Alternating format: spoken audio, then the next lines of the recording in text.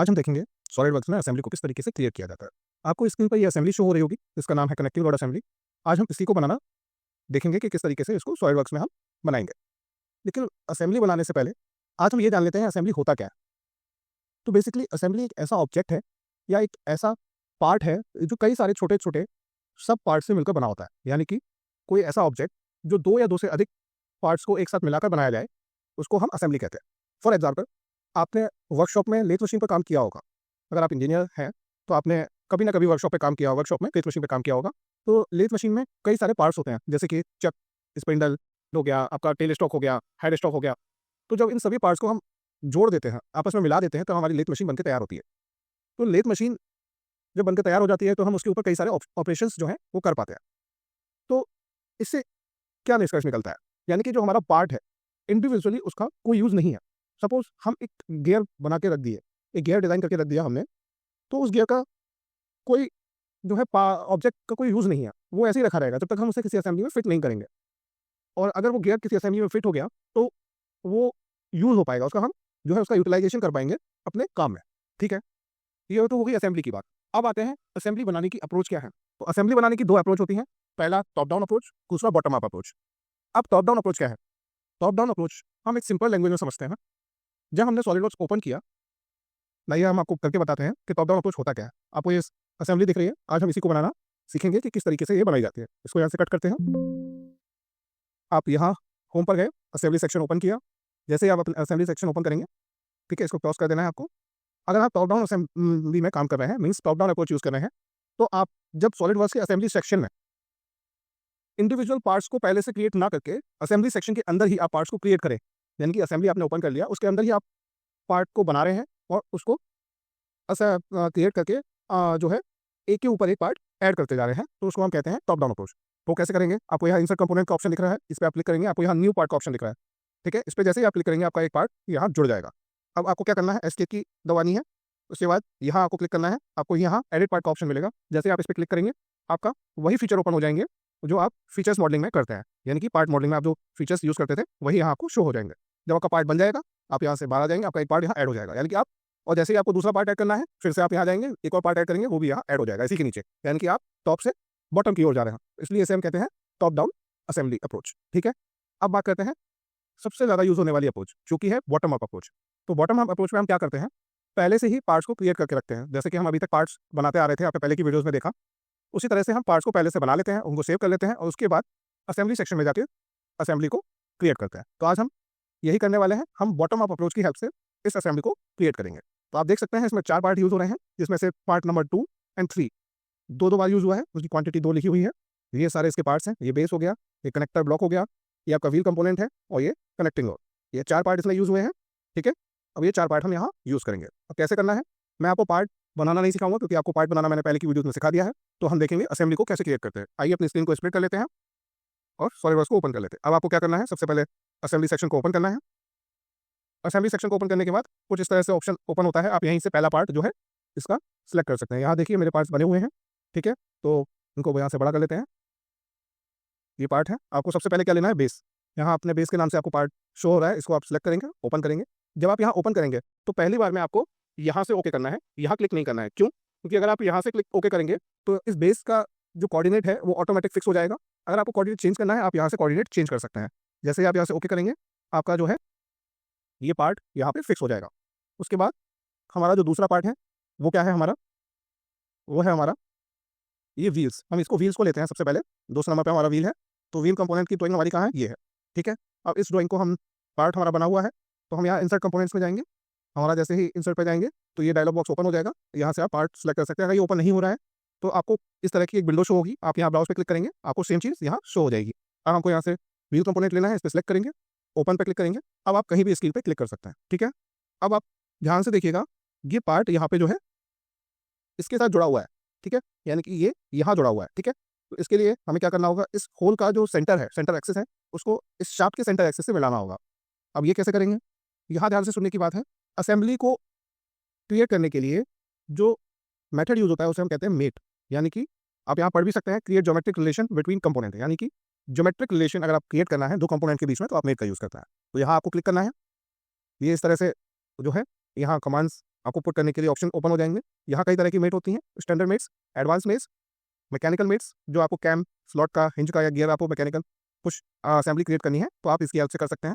Analysis वाला portion आपका जो है बहुत एडवांस में चला जाता है, यानी कि एक तरह से मोशन एनालिसिस में चला जाता है। मोशन एनालिसिस का बेसिक हम आगे देखेंगे। तो आते हैं सबसे पहले स्टैंडर्ड मेट्स पे। तो हमको क्या करना है, इसको और इसको अलाइन करना है। कैसे करेंगे, हम इस वाले फेस को सिलेक्ट करेंगे, उसके बाद हम ये वाला फेस सिलेक्ट करेंगे। आप देख सकते हैं ये दोनों जो है कोसेंट्रिक हो गए हैं, यहाँ से ओके कर देंगे।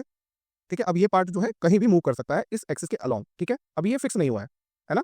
अब हमको क्या करना है, आप यहाँ देख सकते हैं इसका ये वाला पार्ट यानी कि व्हील का ये वाला पार्ट जो है यहाँ इस पार्ट से बिल्कुल लिंक हो रहा है यहाँ पे। तो इसको क्या करना है, आपको ये वाला पार्ट हमने सेलेक्ट किया, ये इस शाफ्ट का ये वाला फेस सेलेक्ट किया और यहाँ से ये ओके कर दिया। अब देखिए सेम चीज़ आपको यहाँ शो हो रही है, सेम यहाँ शो हो गया। अब आप देख सकते हैं यहाँ एक एंगल दिया हुआ है, यानी कि ये एंगल असेंबली में शो किया है इसके बीच और इसके बीच। यानी कि ये हमारा जो बेस है, मेरा एरो देखिए, ये वाला जो बेस है यहाँ और ये जो व्हील है इस व्हील के बीच में। ठीक है, तो हमें क्या करना है, यहाँ से पहले बाहर आएंगे। ठीक है, ये जो हमारा व्हील है इस व्हील का हम राइट प्लेन सेलेक्ट करेंगे। क्या सेलेक्ट करेंगे, राइट प्लेन। ठीक है, उसके बाद आप यहाँ से जो स्क्रॉल बटन होता है उसकी हेल्प से उसको दबा के इसको स्क्रॉल भी कर सकते हैं, असेंबली को देख सकते हैं। ठीक है, और स्क्रॉल को जूम इन जूम आउट करके भी देख सकते हैं। अब ये राइट प्लेन मैंने सेलेक्ट कर लिया, अब आपको कंट्रोल दबाना है और इस वाले फेस को सिलेक्ट करना है। सेम मेट के जो स्टैंडर्ड मेट के ऑप्शन है वो यहाँ आपको शो हो जाएंगे। ठीक है, अब यहाँ आपको एक एंगल का ऑप्शन शो हो रहा है। ठीक है, एंगल पर क्लिक करना है, यहाँ आपको डालना है 30 डिग्री। ठीक है, जैसे आप 30 डिग्री डालेंगे ये एंगल आपको यहाँ दिख जाएगा। ठीक है, आप देख रहे होंगे 30 डिग्री हमने डाल तो दिया लेकिन अपोजिट साइड में गया है। आपको इसको इसके अपोजिट करना है, तो आप यहाँ से फ्लिप मेट अलाइनमेंट पे क्लिक करेंगे। सॉरी, गलती हो गई, आप यहाँ से नेगेटिव पे क्लिक करेंगे। ठीक है, यहाँ से इसका साइन चेंज हो जाएगा, यानी कि नेगेटिव डिग्री में जाना है आपको या पॉजिटिव में जाना है, यानी कि क्लॉकवाइज जाना है या एंटी क्लॉकवाइज। तो यहाँ से फ्लिप डायमेंशन पे जैसे मैंने क्लिक किया ये अपनी पोजीशन में आ गया, इसको यहाँ से ओके कर देंगे।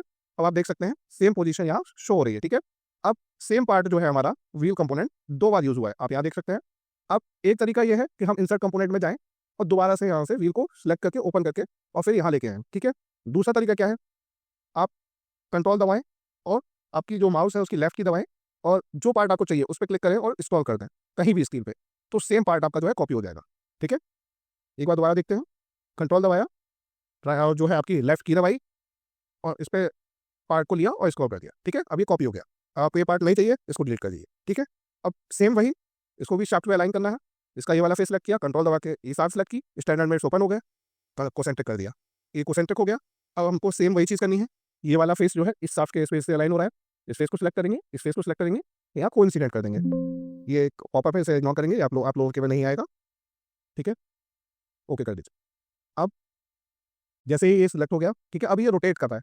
देखिए ये वाला रोटेट नहीं कर रहा है, ये फिक्स हो गया है क्योंकि इसकी सारी मेट्स हमने अलाइन कर दी है। अभी ये फिक्स नहीं हुआ है, ये रोटेट कर रहा है। इसको भी हमें क्या करना है, एंगल देना है। तो हम क्या करेंगे, यहाँ जाएंगे, ये ट्री मैनेजर होता है, यहाँ पे ओपन करेंगे, इसका राइट प्लेन सेलेक्ट करेंगे। राइट प्लेन सेलेक्ट करने के बाद इस फेस के साथ इसका एंगल देंगे। एंगल कितना देना है, 30 डिग्री एंगल दिया। ये ऑटोमेटिक सेम पोजीशन पे है जैसा हमको चाहिए। अगर नहीं होता तो यहाँ से हम इसका साइन जो है चेंज कर लेते हैं, ओके करेंगे। अब देखिए हमारा जो पहला पार्ट है वो और जो दो सेकंड नंबर पे जो पार्ट है वो दोनों जुड़ चुके हैं। अब आती है कनेक्टिंग रॉड की बारी। ठीक है, थर्ड नंबर पार्ट हमारा क्या है, कनेक्टिंग रॉड।